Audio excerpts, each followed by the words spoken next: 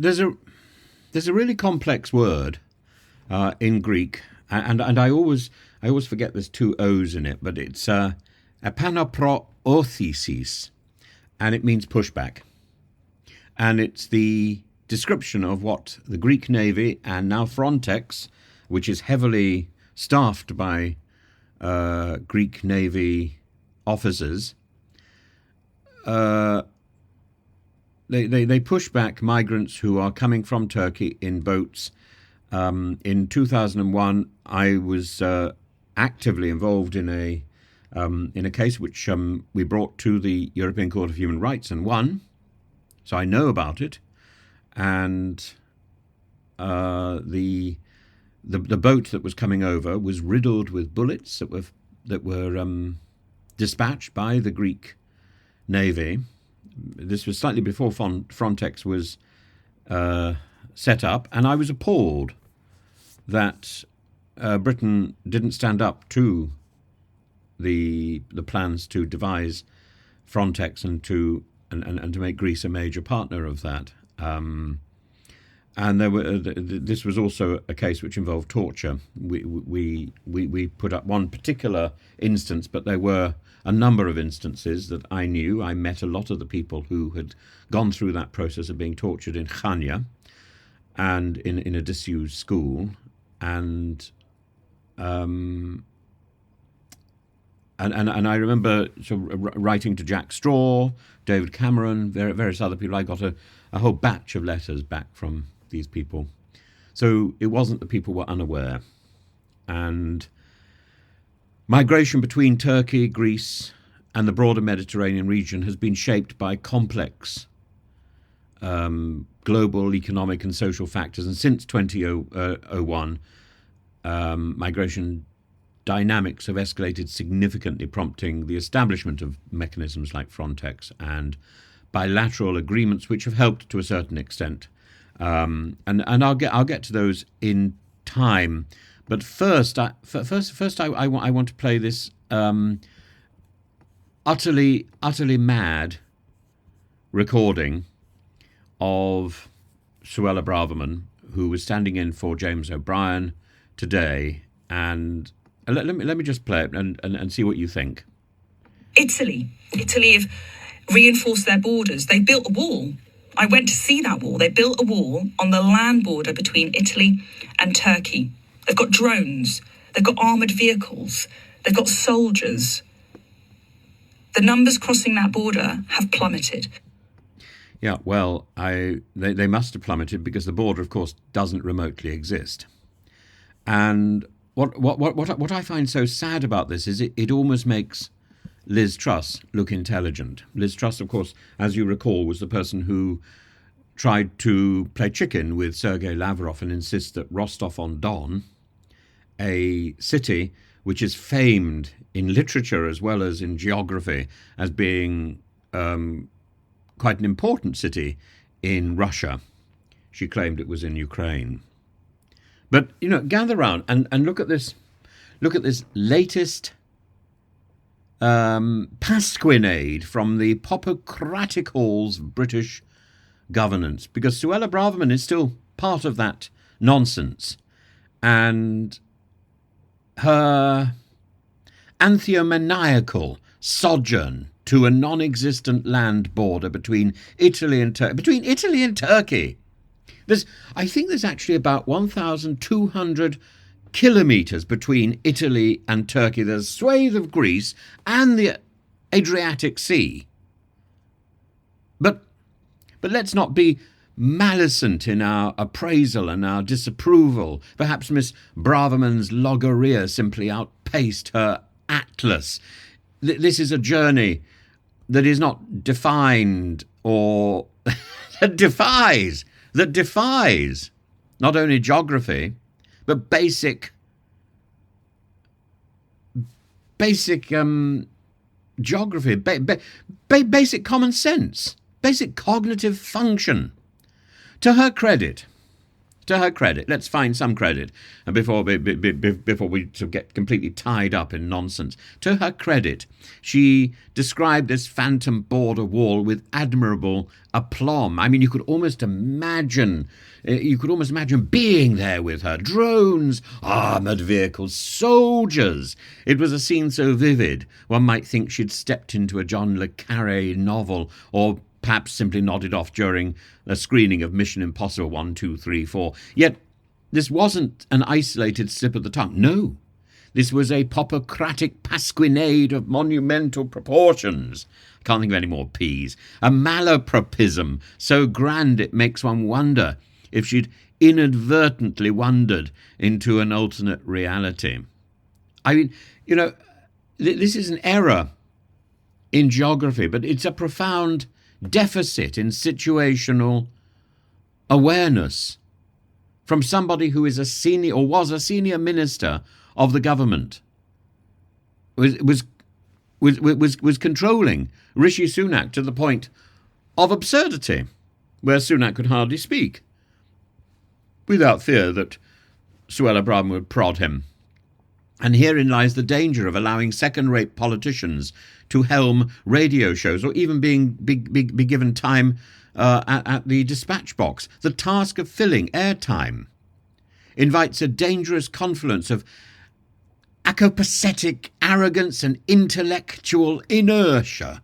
And Miss Braverman's attempt to blend serious policy discussion with what one might generously call improvisational storytelling is precisely the sort of thing that undermines public trust in any form of political leadership. Let's not forget, this is the same Suella Braverman who championed the Rwanda migrant policy. Does she even know where the Rwanda is? A scheme so morally questionable and legally unworkable that even the thick of it might have found it outlandish.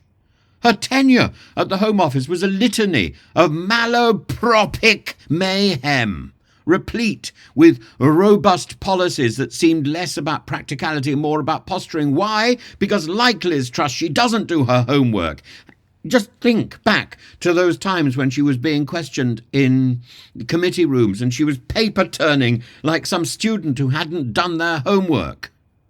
What's particularly galling is how such moments reflect on the wider government when a senior figure can blithely invent a border. It doesn't merely damage her credibility, it shipwrecks the already fragile veneer of competence the administration clings to, like a barnacle in a leaky dinghy. And it's not just that she makes the Conservative Party look foolish, she makes the entirety of Parliament and Westminster look stupid. And poor James O'Brien, imagine returning to your radio seat after a holiday to find it sullied by such an anathema to reason. Wiping the seat down, one can almost hear him now dissecting her comments with surgical precision and perhaps a gleeful smirk, pointing out that while maps may lie beyond Miss Braverman's knowledge, Google is but a click away. But does he realise what damage she has done? She has exhibited her stupidity. She has manifest the vacuum that is the power that dominates our nation. And let's not lay all blame at Miss Braverman's feet. Oh no, this fiasco is an emblem of a broader trend, the degradation of serious political discourse. Instead of informed debate, we are treated to performative outrage. And in this case, geo-ignorant theatrics. Such antics make a mockery of government and leave the electorate more disillusioned than it ever could be. So what can we learn from this escapade? What can we learn? What can we learn except that our politicians are manifestly stupid? Firstly, that geography, or what can we recommend? Firstly, that geography should be a prerequisite for any public office. Secondly, that radio airtime is a privilege, not a platform for unscripted rambling. And thirdly, that if one is to fabricate borders, one might at least consult a map first. And Suella Braverman's foray into broadcasting, less a contribution to public dialogue and more a caravanserai of confusion. Her comments will undoubtedly live on, not as a highlight of political acumen, but as a cautionary tale about the perils of combining overconfidence with ill preparation. And there are so many things she could have talked about. She could have talked about the apanaprothesis, the pushbacks in Greece, in the Greek waters. She could have talked about the absurdity of inviting Greek officers, still under the shadow of accusation, conviction for torture in 2001, with promises that they would change the law to make sure that sort of stuff doesn't happen. Still, these people are manning Frontex. These people are firing guns or running round boats that are stuck in the Mediterranean, causing waves and causing them to sink. There's serious issues going on here. Serious issues and multiple deaths. And Suella Braverman doesn't have the acumen for hard work and geography. She hasn't bothered to do her homework before getting on the radio. And these moments of madness may be an opportunity for satire, but that is our only solace? To laugh at this mad person who doesn't know what she's talking about and who had the arrogance to be in charge. Since 2004, Frontex, this formation of this pan-European border police force, Coast Guard agency, to coordinate border management among EU member roles, and its role has expanded and expanded and expanded, and it is hand in glove with this process of pushback. And there are problems, there are issues that need sorting out, because Turkey is a porous border, and Turkey has problems managing its own enormous inrush of migrants, particularly from Syria.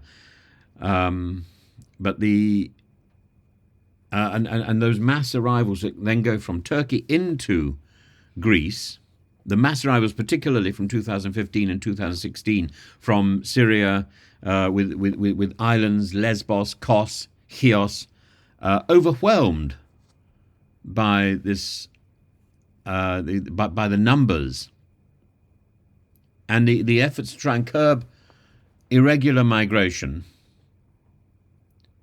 And Suella Braverman was part of that discussion that was going on. Her recommendation was Rwanda, and this was our contribution to that problem. This was our Suella Braverman, this person who thinks there's a war between Italy and Turkey, was our contribution to a serious problem. And we actually think that Rishi Sunak's government has any credibility at all. Starmer's government may be bad. Rishi Sunak's government, with Suella Braverman at the helm, dictating her terms, representing the right wing of her party, chatting to Farage. Is this what we're looking for? Somebody who has no understanding of basic, elementary geography. Is this what we're looking for? Somebody who has the arrogance of stupidity and the competence of Liz Truss and the airwave time. In some ways I'm appalled, in some ways I'm quietly entertained, but I'd love to know what your opinion is. I know I brought up Miss Braverman on many an occasion in the past, and I'm sure I will continue to do so. But this is the reason. Over-promoted and clearly inspired by Liz Truss. Clearly. Put it on one side of A4 so I can actually read it in large print. It's like being ruled by Winnie the Pooh.